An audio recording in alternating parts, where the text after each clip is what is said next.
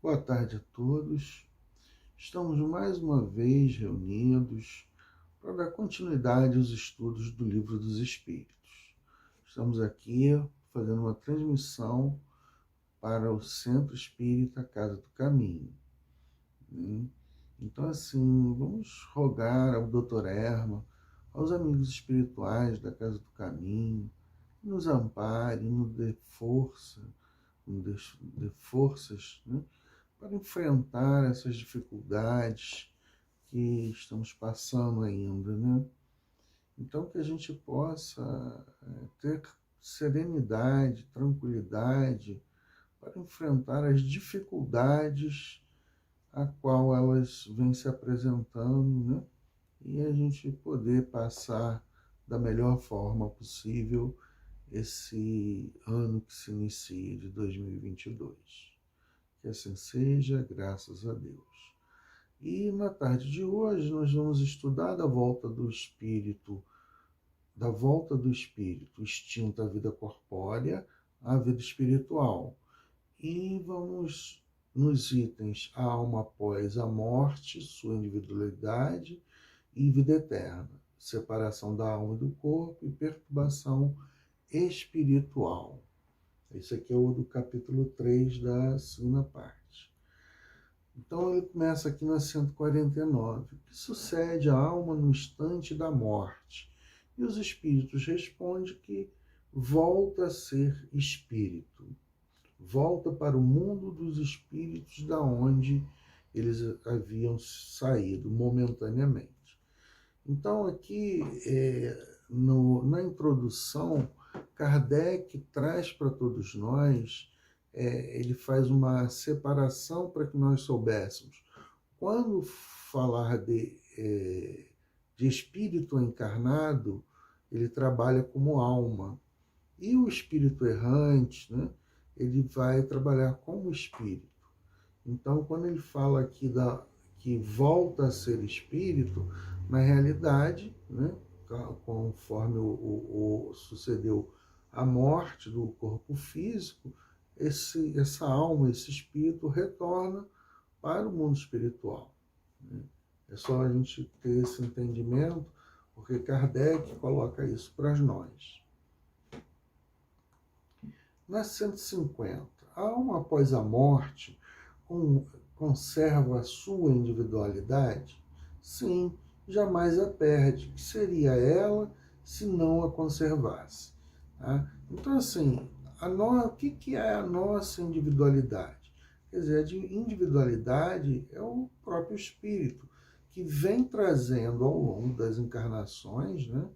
Encarna, reencarna, e vamos tendo várias experiências em cada encarnação.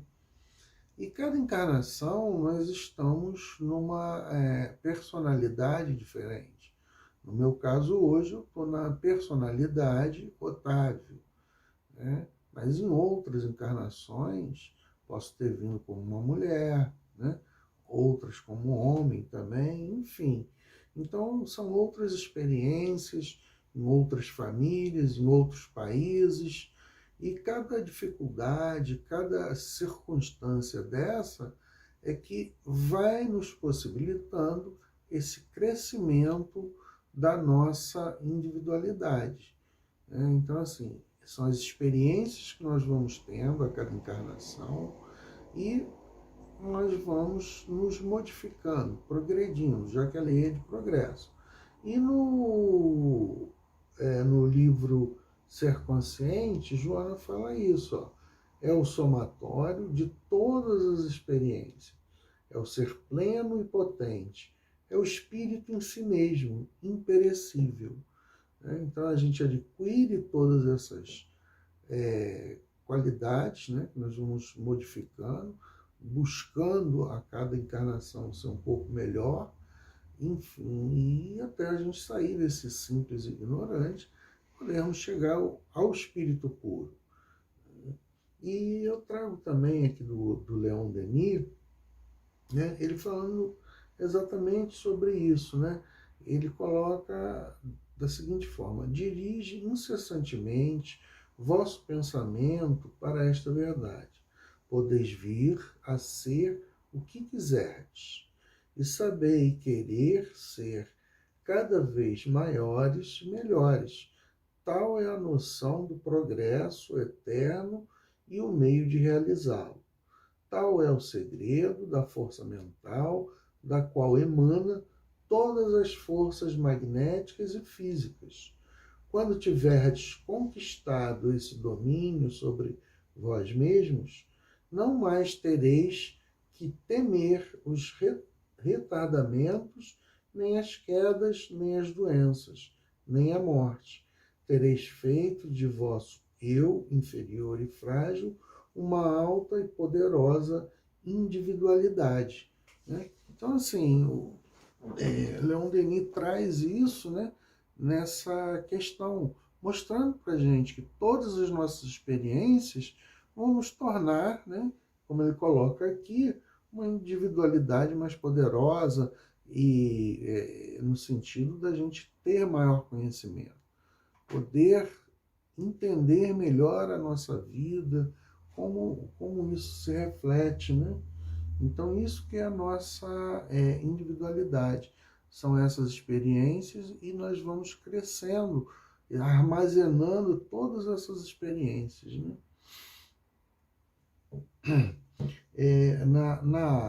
Como comprova a alma a sua individualidade, uma vez que não tem mais o corpo material?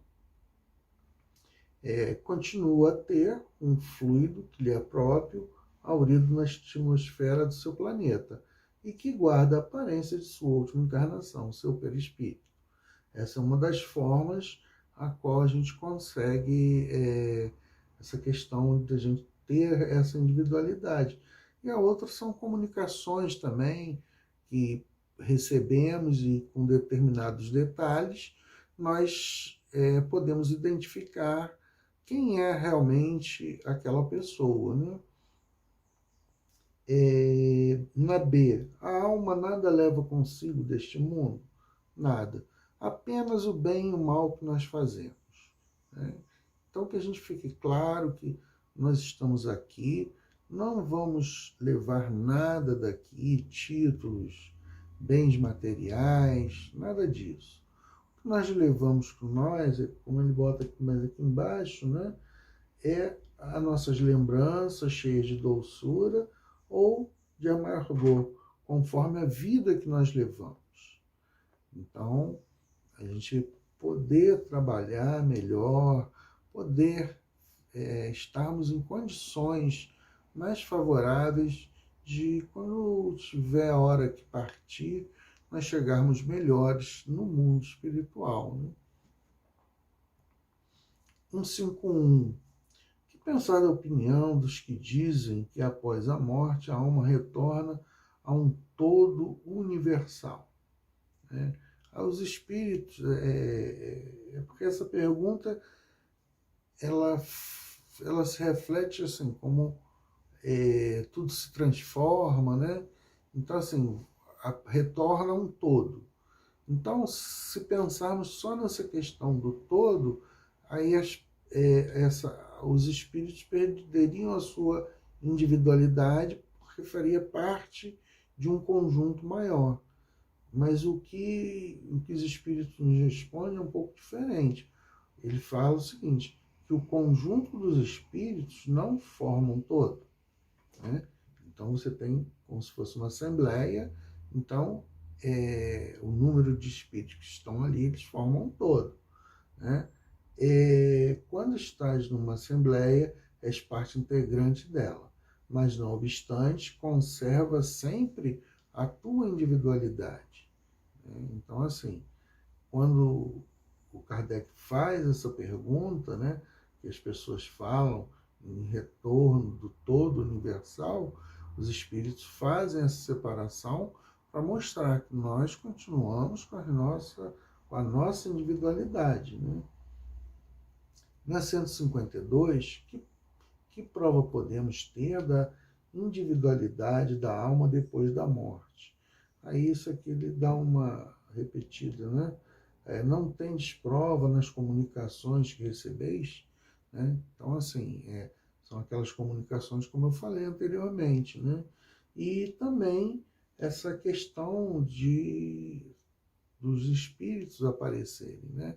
Então eles aparecem, né? No caso, o perispírito, com a mesma aparência da última encarnação, para nós podermos identificar quem é. Então são as formas que nós temos de identificar essa individualidade.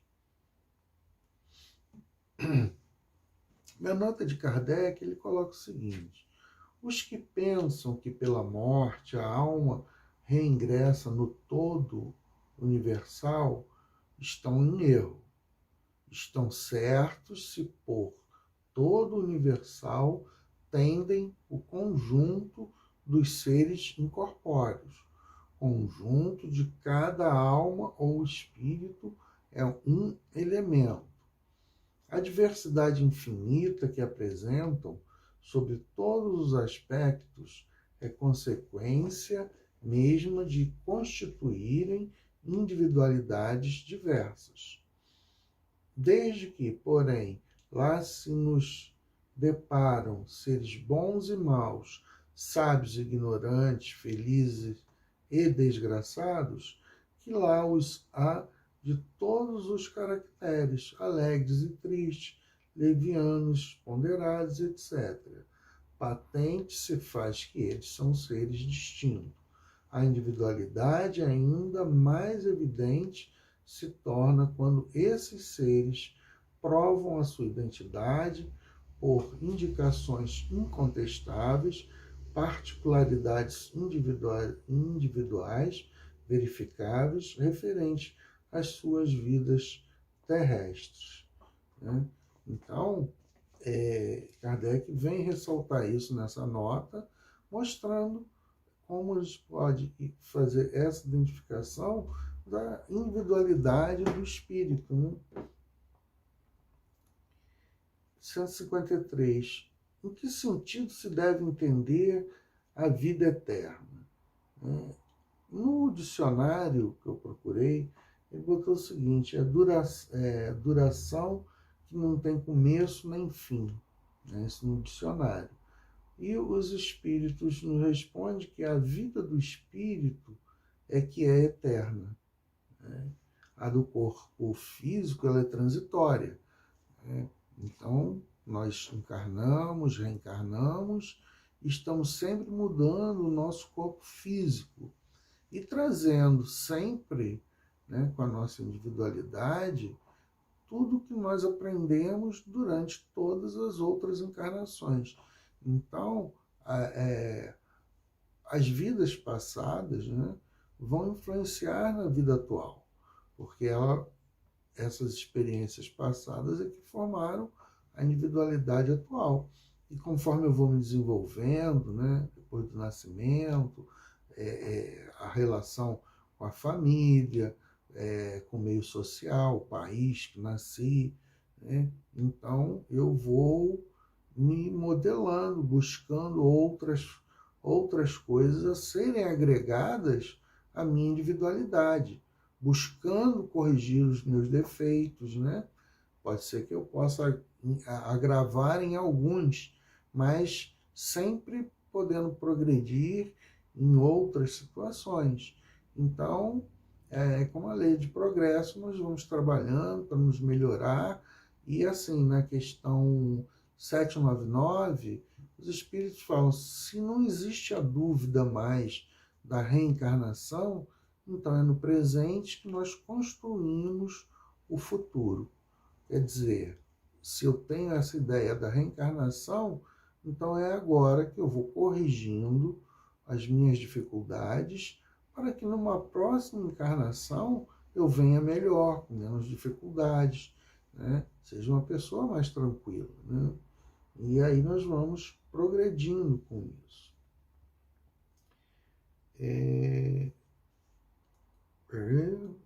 Letra A, né, 153A.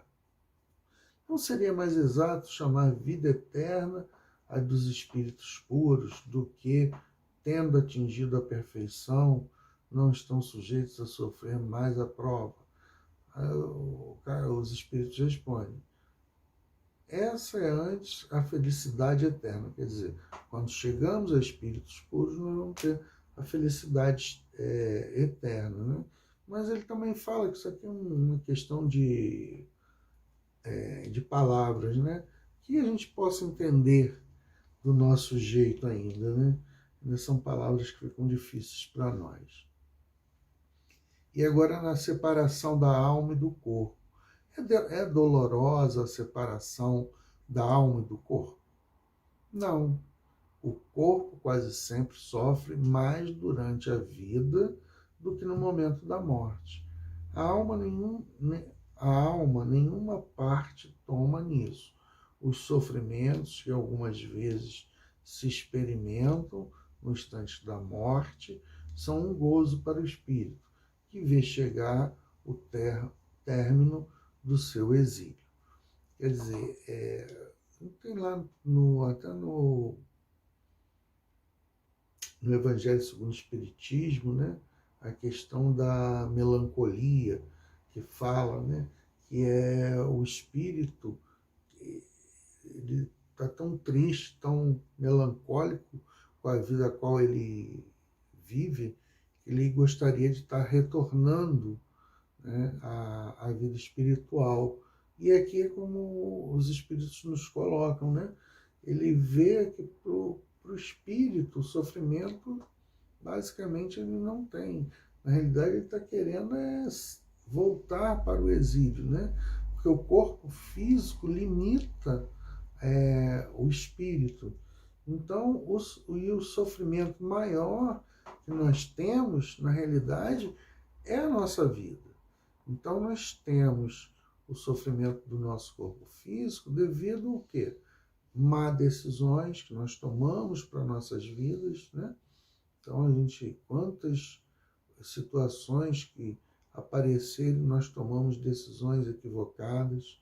Então, faz parte do nosso aprendizado. Então, assim, é importante que a gente tenha essa compreensão disso. E o Kardec bota aqui na nota, né? Na morte natural, a que sobrevém pelo esgotamento dos órgãos, em consequência da idade, o homem deixa a vida sem o perceber. É uma lâmpada que se apaga por falta de óleo, né? Essa lâmpada aí, por falta de óleo, é no tempo de Kardec, né? Então, assim, você vai, quando por uma morte natural, a gente vai soltando os laços do perispírito, do corpo físico, e nós vamos soltando até que o espírito se solte totalmente, né, o perispírito, e possa seguir a vida espiritual. Porque quando nós vamos chegando com mais idades, o que ocorre biologicamente é que nós vamos perdendo muitas células, né? E nós vamos perdendo com a perda, né, desse material genético, né? O que ocorre? Essas ligações já vão se desfazendo naturalmente. Não há uma ruptura, né? Você vai fazendo um desligamento natural e a gente consegue, com o tempo, fazer esse desligamento. E aí cessa a parte vital, né, do espírito, que estava ligado a esse corpo, e vem o falecimento do corpo físico, e o espírito continua. O espírito é imortal. 155. Como se opera a separação da alma e do corpo? Foi como eu falei anteriormente, rotos os laços que a retinham, ele se desprende. Quer dizer, há esse desprendimento e o espírito já parte para o plano espiritual. Na letra A separação se dá instantaneamente, por brusca transição. Haverá alguma linha de demarcação nitidamente traçada entre a vida e a morte? Os espíritos respondem que não. A alma se desprende gradualmente, não se escapa como um pássaro cativo a que se restitua subitamente a sua liberdade. Aqueles dois estados se tocam e confundem, de sorte que o espírito se solta pouco a pouco dos laços que o prendiam. Estes laços se desatam, não quebram, né? Então, nós vamos nos desprendendo dos laços que estavam presos ao corpo quando do nosso reencarne. Quando nós estávamos, quando houve a fecundação, o espírito vai fazendo essa ligação e o corpo biológico vai se desenvolvendo e cada vez mais as ligações vão se tornando mais apertadas, né? Então, até a vida, a encarnação do espírito. E no processo da morte, pela idade, né, esses laços vão se soltando naturalmente. E aqui tem uma nota de Kardec, ele fala assim, ó, durante a vida, o espírito se acha preso ao corpo pelo seu envoltório semimaterial ou perispírito. A morte é a destruição do corpo somente, né, do nosso corpo físico. Não há desse outro invólucro que do corpo se separa quando cessa nesta a vida orgânica. A observação demonstra que, no instante da morte, o desprendimento do perispírito não se completa subitamente, que, ao contrário, se opera gradualmente com uma lentidão muito variável conforme os indivíduos. Em uns é bastante rápido, podemos dizer que o momento da morte é o da libertação, com apenas algumas horas de diferença. Em outros, naqueles, sobretudo, cuja vida foi toda material e sensual, o desprendimento é muito menos rápido, durante algumas vezes, dias, semanas e até meses, o que não implica existir no corpo a menor vitalidade nem a possibilidade de volver à vida, mas uma simples afinidade com o espírito, afinidade que aguarda sempre proporção com a preponderância que, durante a vida, o espírito deu à matéria. Então, quer dizer, aqui na nota de Kardec, dependendo se eu já estou uma pessoa espiritualizada, não sou aquela pessoa que está ligada às coisas materiais do planeta, né? Se eu já tenho essa ideia, né? Eu consigo me libertar na hora da morte. Para esse espírito fica mais fácil. Mas para os espíritos que levaram essa vida sensual, como Kardec coloca, só ligado aos bens materiais, né, só vivendo do prazer terreno, fica difícil dele se libertar disso através da morte. E aí ele fica muito preso ainda nessa condição, né? Então, nós temos o quê?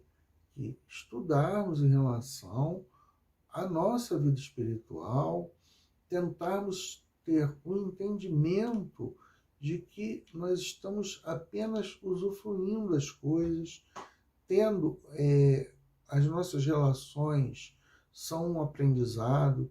Hoje eu estou como pai, tenho esposa, tenho filho, então nós temos uma relação, mas tudo é um aprendizado para todo mundo, né?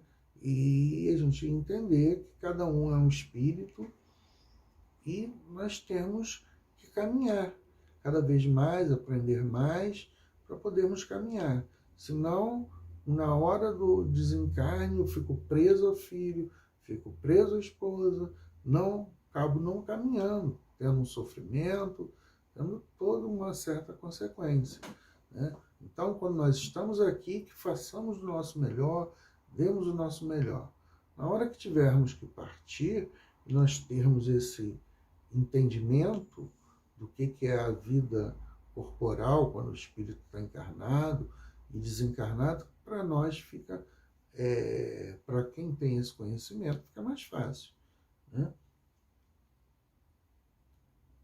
156. A separação definitiva da alma e do corpo pode ocorrer antes da cessação completa da vida orgânica, quer dizer, a separação da alma e do corpo pode ocorrer antes que cesse a vida orgânica? Os espíritos respondem, na agonia, a alma algumas vezes já tem deixado o corpo, né? Então, quer dizer, pode haver que o espírito já tenha saído e o corpo ainda tem uma vida orgânica, se mantém ainda um pouco, por algum tempo, essa vida orgânica trabalhando, né? É como eles completam aqui. O homem já não tem mais consciência de si mesmo, entretanto, ainda lhe resta um sopro de vida orgânica. O corpo é uma máquina que o coração põe em movimento. Existe enquanto o coração faz circular nas veias o sangue para o que não necessita da alma, né? Então, quer dizer, o coração aqui é uma bomba, está funcionando, esse espírito já se desligou, mas esse processo vai cessar, né? Então, você ainda tem um fio de vida orgânica e daqui a pouco cessa e o espírito já não está nem mais ali, como ele coloca, né? 157. No momento da morte, a alma sente, algumas vezes, qualquer aspiração ou êxtase que lhe faça entrever o mundo onde vai de novo entrar, né? Então, quando você está ali, próximo da morte, né? Então, o Kardec está querendo saber, e aí? O espírito consegue entrever isso? E aí eles respondem que muitas vezes a alma sente que desfazem os laços que aprende ao corpo. Emprega então todos os esforços para desfazê-los inteiramente, já que em parte desprendida da matéria, vê o futuro desdobrar-se diante de si e goza por antecipação do estado de espírito, né? Porque nós, como estamos muito presos ao corpo, muito limitados, é por isso que ele já falou aqui, os espíritos já responderam já umas 2 vezes, né?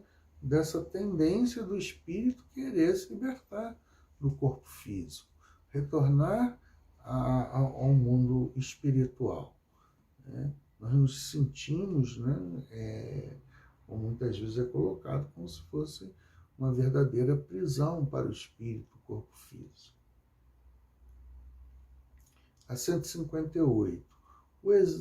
O exemplo da lagarta que primeiro anda de rastos pela terra, depois se encerra numa crisálida em estado de morte aparente, para enfim renascer como uma existência brilhante, né?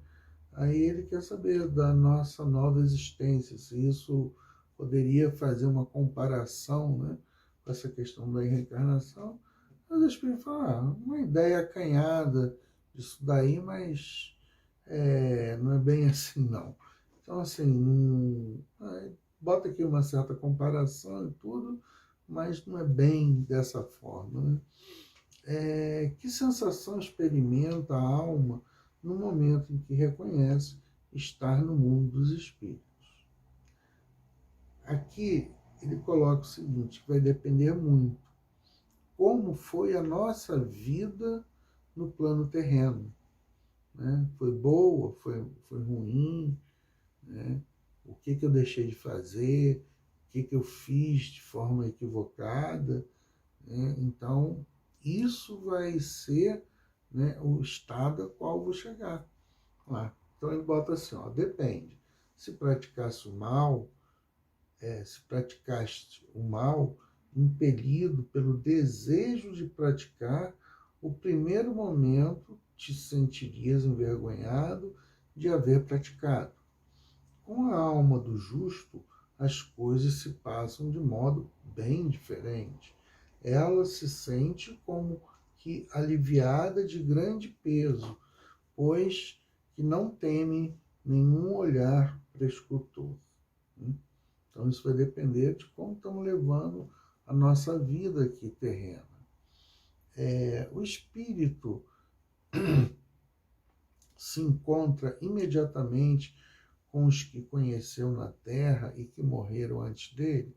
Sim, conforme a afeição que lhes voltava e aqueles que eles consagravam. Muitas vezes aqueles seus conhecidos o vêm receber à entrada do mundo dos espíritos e o ajudam a desligar-se das faixas da matéria.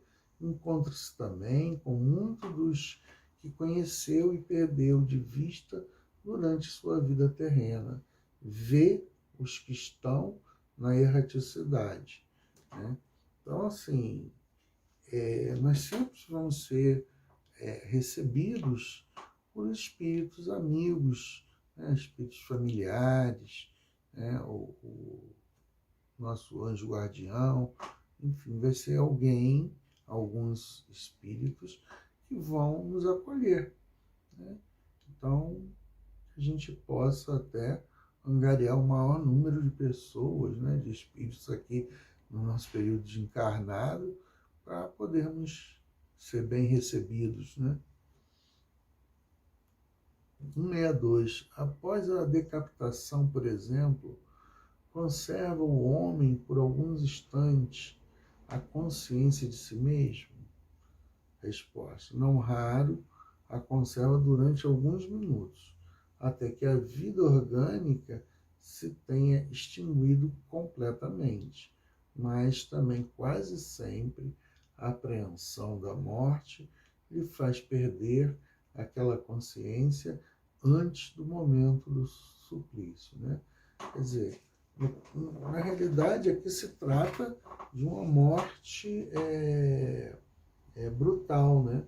Como os espíritos vêm explicando em outras questões. É bem diferente da questão da morte por uma doença, que você vai ficando doente, ou pela idade, né?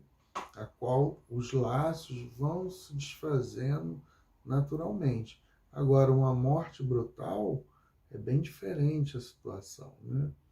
Ainda mais assim, num caso que você sabe que você vai morrer. Então você tem, como ele coloca aqui, né? Naquele momento do suplício, você pode perder a consciência mesmo. Na nota de Kardec, ele fala assim, ó, trata-se aqui da consciência que o supliciado pode ter de si mesmo, como homem e por intermédio dos órgãos, e não como espírito. Se não perdeu essa consciência antes do suplício, pode conservá-la por alguns breves instantes. Ela, porém, cessa necessariamente com a vida orgânica do cérebro, o que não quer dizer que o perispírito esteja inteiramente separado do corpo. Ao contrário, em todos os casos de morte violenta, quando a morte não resulta da extinção gradual das forças vitais, mais tenazes os laços que prende o corpo ao perispírito, portanto, mais lento o desprendimento completo. Né? É bem diferente de uma morte por idade, né, ou por doença.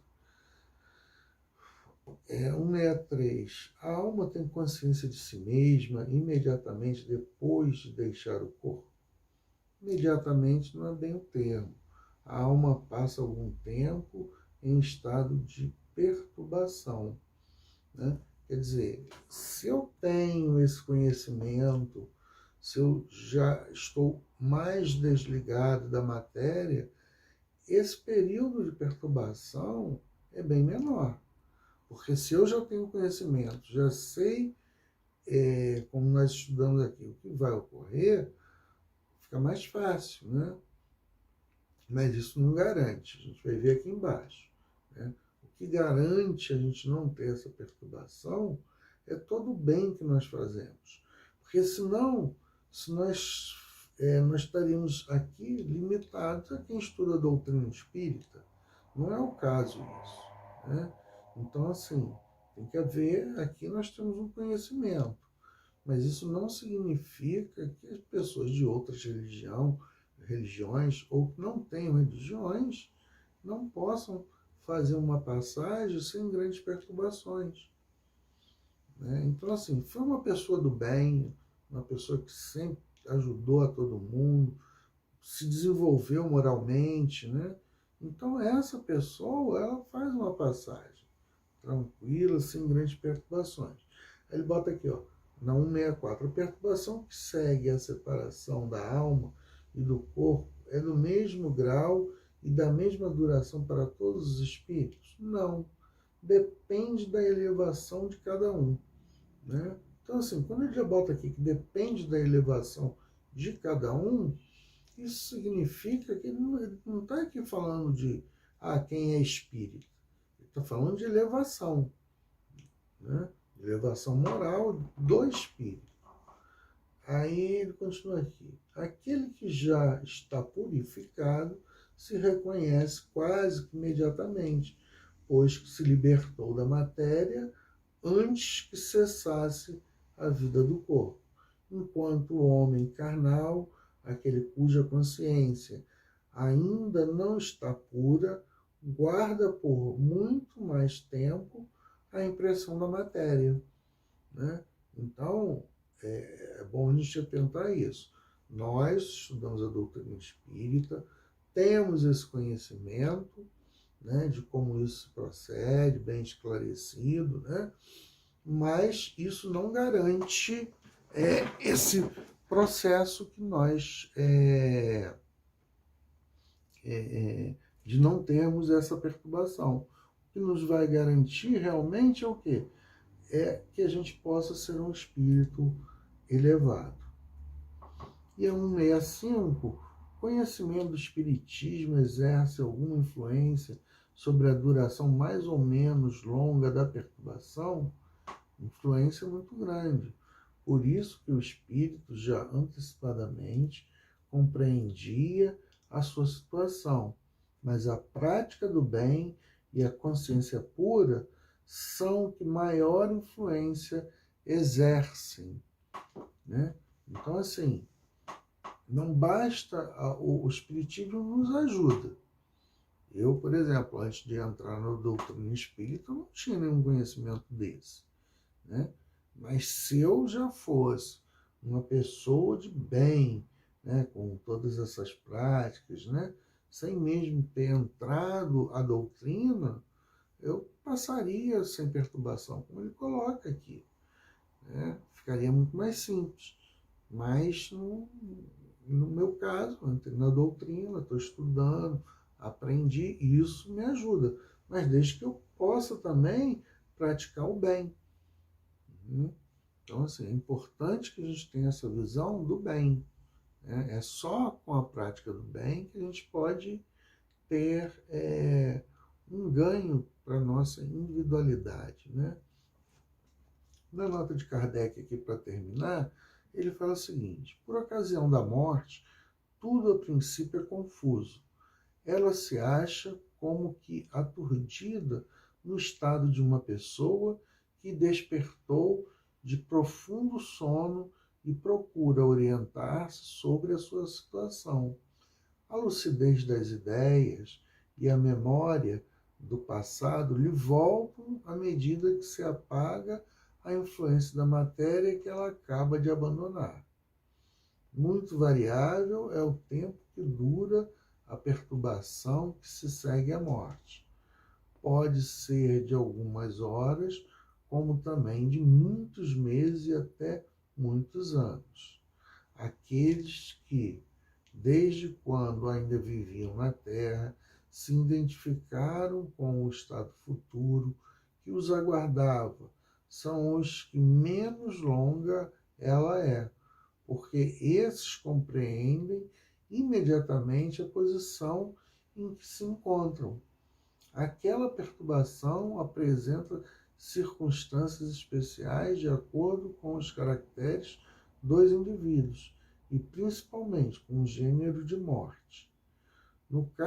Nos casos de morte violenta por suicídio, suplício, acidente, apoplexia, ferimentos, etc., o espírito fica surpreendido, espantado e não acredita estar morto. Obstantemente, sustenta que não está, reconhece que esse corpo é seu, mas não compreende que se acha separado dele. Eu peço para vocês terminarem de dar uma lidazinha, a gente já está passando aqui do tempo, tá? Mas é isso aí, que a gente tem que continuar estudando para a gente poder ganhar conhecimento e continuar na prática do bem, tá? Que Deus ampare a todos nós.